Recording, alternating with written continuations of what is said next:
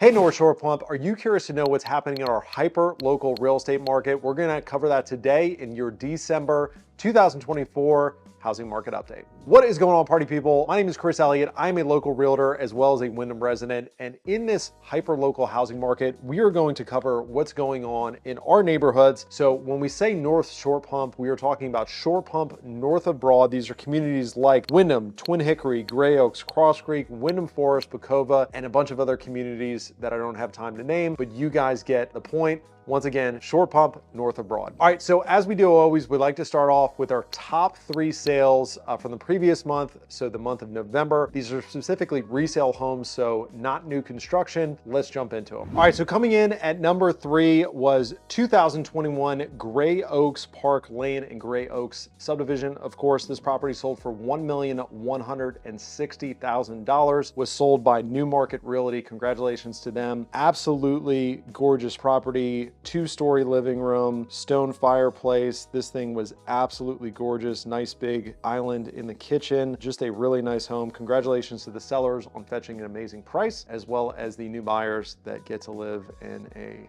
house. Coming in at number 2 was 12176 Morstead Court in Wyndham. This property sold for $1,310,000. Was sold by Napier ERA. Congratulations on the sale. This property was absolutely gorgeous. It was on the 14th hole, I believe, of the Dominion Club overlooking the green.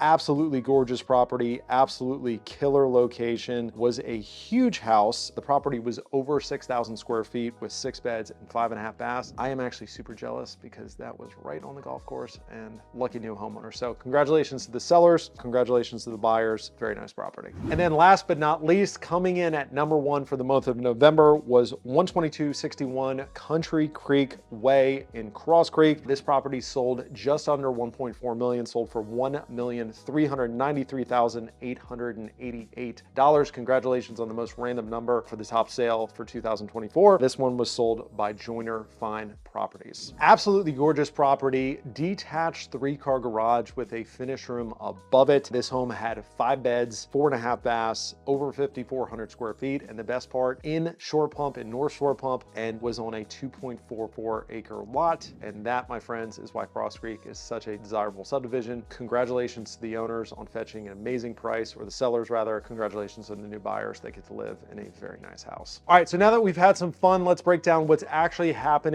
in our hyper local market. So year to date, our median sales price in our area is $718,500, which is actually up 7.2% from this time last year. Despite it feeling like, if you've been looking for homes, that there's nothing on the market, we actually saw 10% more listings come to the market year to date than we saw in 2023. Our days on the market, so basically the time it takes from a seller to list their property to go under contract, is up 33%, which sounds like a dramatic headline. However, in context, we are still only at 8 days on the market, so homes are moving very, very quickly in our area. Now, our list price to sales price ratio is down 1.3%, but boo-hoo, sellers are only getting 100% of their asking price on median. At least that's what it was year to date this past month, in the month of November. And then last but not least, let's talk about month supply of inventory. Is a really nerdy statistic, which honestly, there's a lot of smarty pants people in this area, but if you're not familiar, it's basically just a metric that we track in real estate to determine whether or not we are in a seller's market or in a buyer's market. Currently, the month supply of inventory is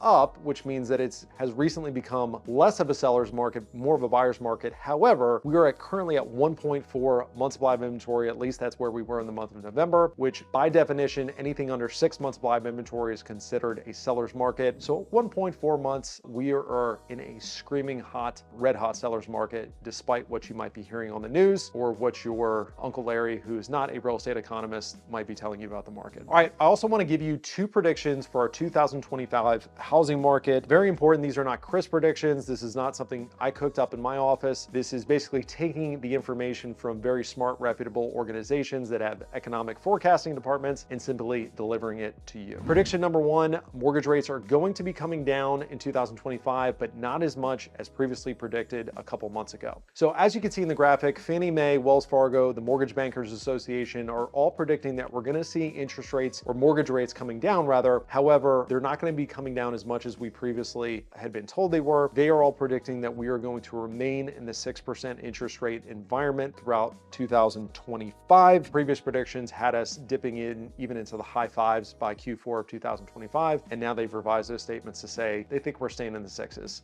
for next year. Prediction number 2, home prices are going to appreciate in 2025. So as you can see from the graphic, 15 of the top 16 forecasters are predicting or calling for home price appreciation in 2025. There's only one firm, Moody's Analytics, that's calling for home price depreciation in 2025. And even what they're calling for is very nominal depreciation at 0.24% depreciation. So as you can see, none of the reputable forecasters are calling for a huge correction or home prices to crash or dystopia or Armageddon or anything like that. The average of all 16 of these folks is 3% appreciation. Personal prediction, Metro Richmond as a whole has done better than most markets in the country. Our North Shore Pump market has done better than Metro Richmond. I think we're going to see anywhere from 5 to 10% price appreciation in North Shore Pump in 2025. All right, last but not least, I'm going to leave you with 3 tips for sellers or would-be sellers, as well as 3 tips for buyers or would-be buyers. Number 1, for my sellers, I hate to break it to you, but if your home has been on the market and it's not selling, the market is not your problem. As you can see from the stats that I've shared with you, homes are still selling quickly. They're still selling at great prices. We're still very much in a seller's market. So if your home's been on the market and it's not selling, you either have the wrong agent, you've got the wrong price, or something's wrong with your house or something about your house needs to change. If you would like to have a confidential conversation as to what needs to change about your property, contact me via the links found in the description below. I'd be happy to have that conversation with you. Secondly, spring is going to be here before you know it. So if a home sale is in your future for 2025, I would highly encourage you to have a conversation with a real estate professional now or in the month of January. Find out realistically what your home could sell for, find out what, if anything, should be done to get it ready for the market. Have that conversation now. Leave yourself 1, 2, 3, 6, 9 months to get your home ready for market, as opposed to what most people do is they wait to the absolute last time. They bring a real estate professional in, and it's a very stressful process trying to get your home on the market in 2 to 4 weeks. Have that conversation early. Find out what you need to do. If you don't have somebody that you can have that conversation with, contact me via the link below. I would love to be that agent for you. And then last but not least, for my sellers, strategy before tactics. So what I mean by that is I'm constantly having conversations with would-be sellers that are wanting to know, should we paint? Should we replace carpet? Should we replace light fixtures? Should we redo the kitchen? And all of these questions are tactical questions of specific things to do. You really need to make a decision where you want to be on the spectrum of strategy. Do you prefer to fix your house up to a 2025 standard and maximize the sales price, or would you rather not have to do as much to get it ready for market and accept the fact that it's going to sell for less than it could have, have you done all those things? So it's a spectrum, and there's no right or wrong place to be. It's just really a personal decision of, do I want more money and more work, or do I want less work and slightly less money? Make that decision first, and then all the tactical decisions will fall into place after that. For my buyers, tip number 1, get in front of the wave. So we anticipate a large number of buyers re-entering the marketplace in 2025. Folks that have been sidelining themselves for the last 2 years, just kind of not wanting to trade in their, COVID interest rate. Basically, all experts are predicting that we're going to see just a wave of buyers entering the marketplace next year. We're also going to see home price appreciation next year. So if my smart and savvy buyers, assuming they can find something that works for them and their families, are buying homes now, knowing that there's going to be less competition now and in the early months of 2025, as opposed to waiting when,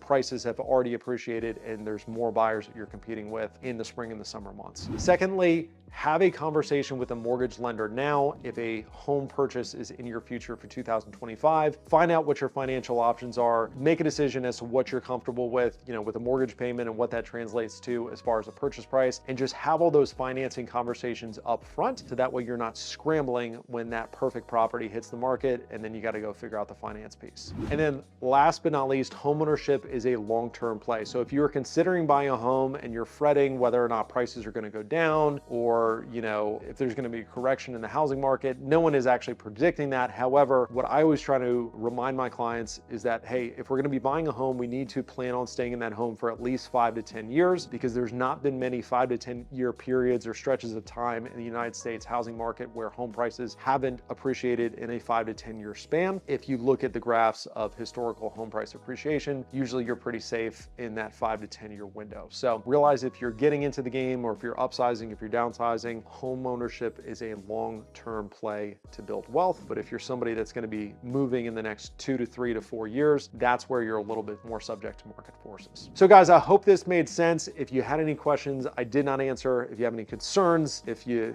got a good knock joke, throw it in the comments below. Thanks for tuning in. From my family to yours, I hope you have a wonderful holiday season and look forward to seeing you again in 2025.